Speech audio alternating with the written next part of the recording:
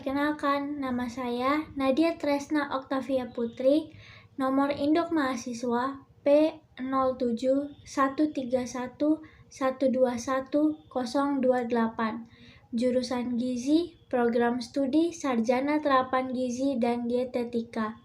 Video kali ini saya buat untuk memenuhi tugas mata kuliah Kewarganegaraan semester 2. Langsung saja kita ke materinya. Wawasan Nusantara sebagai geopolitik Indonesia. Pengertian wawasan Nusantara. Wawasan Nusantara adalah cara pandang dan sikap bangsa Indonesia terhadap diri dan lingkungannya yang beragam dan bernilai strategis, dengan mengutamakan persatuan dan kesatuan wilayah NKRI yang meliputi darat, laut, dan udara. Di atasnya sebagai satu kesatuan politik, ekonomi, sosial, budaya, dan pertahanan keamanan. Dalam setiap aspek tersebut ada kehidupan nasional untuk mencapai tujuan nasional. Yang kedua adalah faktor-faktor yang mempengaruhi wawasan Nusantara. Yang pertama ada faktor wilayah. Wawasan Nusantara dipengaruhi oleh faktor yaitu asas kepulauan atau archipelagic principle yang berasal dari bahasa Italia yaitu archipelagos yang berarti lautan terpenting. Istilah archipelagos mengandung pengertian bahwa pulau-pulau tersebut selalu dalam satu kesatuan yang utuh. Sementara unsur lautan antara pulau-pulau berfungsi sebagai unsur penghubung, bukan unsur pemisah. Faktor yang kedua yaitu geopolitik dan geostrategi. Pandangan geopolitik bangsa Indonesia didasarkan pada nilai-nilai ketuhanan dan kemanusiaan yang luhur dan dengan jelas dan tegas tertuang di dalam pembukaan UUD 1945. Bangsa Indonesia adalah bangsa yang menolak segala bentuk penjajahan karena tidak sesuai dengan pri kemanusiaan dan pri keadilan. Bangsa Indonesia juga menolak paham rasialisme, karena semua manusia mempunyai martabat yang sama dan memiliki hak dan kewajiban yang sama berdasarkan nilai ketuhanan dan kemanusiaan yang universal.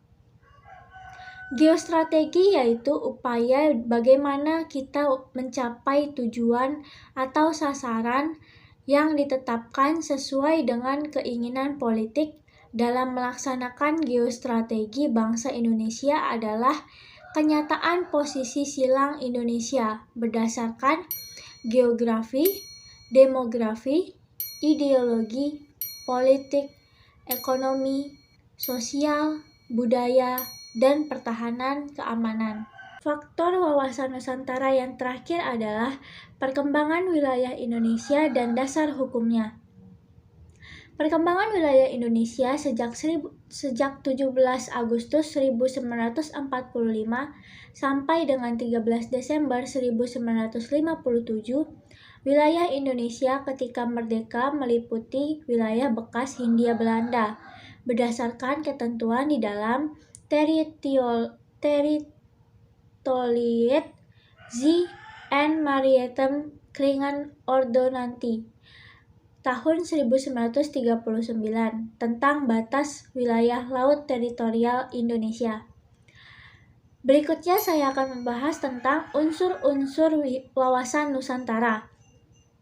Adapun yang menjadi unsur-unsur wawasan Nusantara adalah yang pertama, wadah. Wadah sebagai unsur wawasan Nusantara adalah kehidupan bermasyarakat, berbangsa, dan bernegara yang meliputi seluruh wilayah Indonesia yang memiliki sifat serba Nusantara dengan kekayaan alam dan penduduk serta aneka ragam budaya. Unsur yang kedua adalah isi. Unsur isi adalah aspirasi bangsa yang berkembang di masyarakat dan cita-cita serta tujuan nasional yang terdapat dalam pembukaan Undang-Undang Dasar 1945. Isi menyangkut dua hal. Pertama, realisasi aspirasi bangsa sebagai kesepakatan bersama dan perwujudannya pencapaian cita-cita dan tujuan nasional persatuan. Yang kedua adalah persatuan dan kesatuan dalam kebinekaan yang meliputi semua aspek kehidupan nasional. Unsur yang ketiga yaitu tata laku. Tata laku ini adalah interaksi antara wadah dan isi sebelumnya dalam unsur wawasan Nusantara. Tata laku terdiri dari tata laku batiniah dan mentalitas yang baik.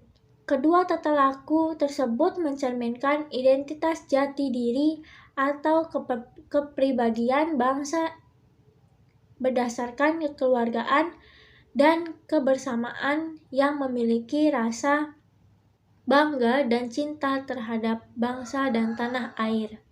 Yang terakhir adalah implementasi wawasan Nusantara yang terbagi dalam 4 bidang.